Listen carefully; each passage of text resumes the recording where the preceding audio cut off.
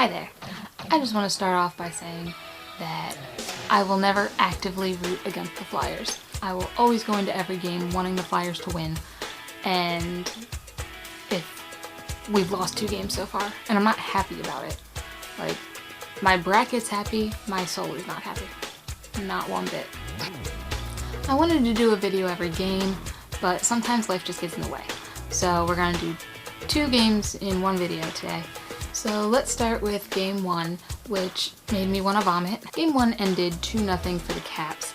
And honestly, how many goals do you expect to get when you only put 19 shots the entire game on the best goalie in the league this season?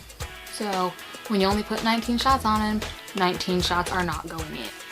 It definitely doesn't help that we were 0 for like 10 million bajillion on the power play. We apparently left our power play in Philly. So as much as I love Obi and Holtby and how much I want them to win the Stanley Cup this year, I probably wouldn't have picked the Caps to beat the Flyers if I knew how obnoxious the Caps were going to be. First off, y'all hurt my coots. He's out. He's out for the series, which honestly is probably out for the season. And that's not cool. And then Tom Wilson decided to try and fight Wayne Simmons. Wayne Simmons just beat the crap out of him. But Tom Wilson did what he went into that fight to do. He went into that fight to get Wayne Simmons off the ice for the rest of the game, which it worked out. The refs were absolutely horrible there calling that because we should have ended up on a power play, but they decided to give Wayne Simmons 2 minutes for nothing. So we didn't end up on the power play. And Simmons did end up leaving the game, which is the only reason that Tom Wilson wanted to get in that fight in the first place. Then at the end of the game, right after like the final horn and everybody ganged up on Braden Shen, you don't hurt my Braden Shen either. You don't hurt my coots, you don't hurt my Braden Shen. Okay, so I could also go on a laundry list of things that the Flyers did wrong in game 1. They just did not play well at all. But I will give credit where credit is due, because Steve Mason stood on his head. He only let in 2 goals, and if he were playing in game 1 the way he played for like the beginning part of this season, like before the playoff push where he was on absolute fire, but like maybe around like January-ish time or whatever, if he was playing like the way he did back then, there would have been at least like 5-6 goals against. But he played phenomenally in game 1. So now moving on to game 2, which I mean, at least we finally got a goal. So I made this board thing before game 1 even started, like before any of the playoff games even started. I was so excited to use this board.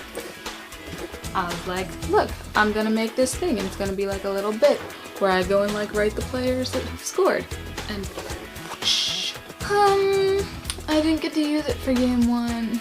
He got shut out. But I finally get to use it. Here we go, game 2. We got 1 goal.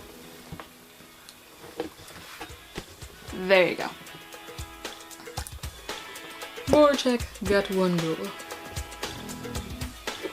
I'm really hoping I get to add more of these in games 3 and 4. And remember when I just went on a rant about how good Steve Mason was in game 1? He makes me want to take it back sometimes.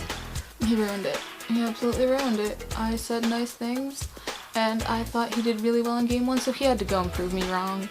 He had to go and give up a goal from the red line. Just trickled in. Would have been icing. Would have been icing if it was wide. He just had to like push it aside. He just had to push it aside, or like stop it and cover it. But no. Went 5-hole. Went into the net. A goal from the red line. The other 2 goals that came after that weren't necessarily like bad goals. They weren't bad goals.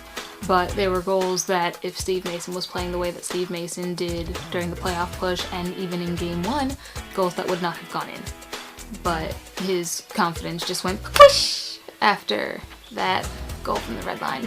But that was the only really like noticeable or discussionable, noteworthy. It was the only really noteworthy thing of that game. We played overall better, like significantly better than game 1. And I wish that it showed in the score, but we still lost 4-1.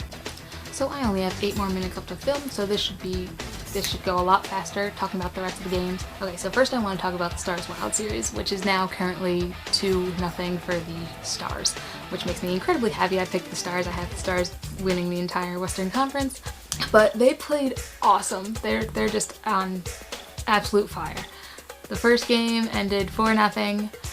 Jamie Bed had a goal and 2 assists, which is great. And then in game 2, they won 2-1. Jamie Benn got another goal. It was an absolute beautiful goal. He now has 2 goals, 2 assists in all of the playoffs. 2 games, that's 2 points per game. I hope he keeps this up. This is phenomenal. I'm super excited. The Stars are just going to be my favorite team to watch this playoffs. It's going to be great. Now we move on to the Blues and Blackhawks series, and game 1 ended in overtime because the Blackhawks apparently don't know how to end a playoff game. They just always go to overtime. This one only ended in the first OT with David Backus's goal, but it was scoreless. That game was scoreless going into overtime. They did nothing during the game. But then game 2 happened and the Blackhawks won 4-1. Was it another 4-1 game? 3-2. Oh yeah. I remember this one. Okay, so it was 2-1, and then the Blackhawks got like an empty net goal, and I was all like, oh god darn it. But then the Blues scored with a second left. Like literally the last second, like as the horn's going, they scored to make it 3-2. I'm like, at that point, why are you trying so hard? So that series is tied at 1, and they have a game starting in a couple of hours.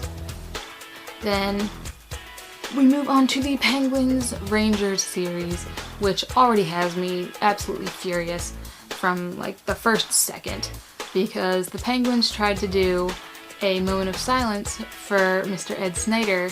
The Penguins started yelling "Flyers suck" and cheering during the moment of silence. How could you possibly be that rude? Like, how disrespectful can you be to like boo and cheer during a moment of silence for a founder of an NHL team? Like, it doesn't matter that the Penguins hate the Flyers because we hate y'all right back. But, zero respect. They are absolutely disgraceful people. Well, that series is tied at 1 as well. The Penguins won the first one, the Rangers won the second one, but none of the other series really interest me much. The Panthers-Islanders are tied at 1. The Lightning-Red Wing, the Lightning are up 2-0 over the Red Wings. I'm looking at my board over there where I have my picks to remember the series. The Ducks-Predators, the Predators are currently up 1-0 over the Ducks, which is awesome because I picked the Predators, but the Predators were the underdog pick. And the King-Sharks they had a game last night that I didn't stay up to watch. Ooh! The Sharks won 2-1. So they is currently up 2-0 over the Kings, which sucks because I have the Kings going to the Western Conference Final. We'll see how that ends up. But all my other series are pretty solid. But I think that's all I had to talk about. So if you liked this video, give it a thumbs up, give it a like, or whatever it's called. Subscribe to see what else is coming up, and I will see you all after Game 3 in Philly, which should possibly, hopefully, be a lot better than Games 1 and 2.